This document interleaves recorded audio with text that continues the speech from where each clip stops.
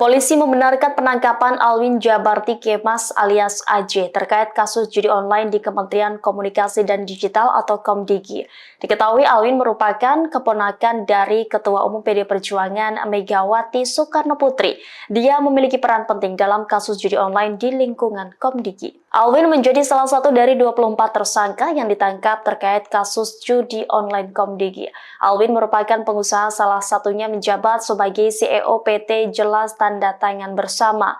Di Reskrimum Polda Metro Jaya, Kombes Pol Wira Satya Triputra pada Senin 25 November mengungkap peran dari tersangka Alwin. Alwin Jabarti berperan memfilter dan memverifikasi website judi online agar tidak diblokir oleh pemerintah. Kementerian Komdigi sedianya memiliki kewenangan memblokir situs judi online, namun mereka justru memanfaatkan wewenang untuk meraup keuntungan pribadi. Mereka melindungi ribuan situs judi online dari sebuah kantor satelit yang berlokasi di Jaka Setia, Bekasi Selatan, Kota Bekasi.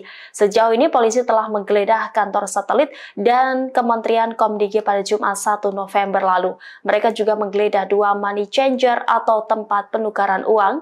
Kantor satelit yang dikendalikan oleh para tersangka melindungi sejumlah situs judi online yang telah menyetor uang tiap 2 minggu sekali.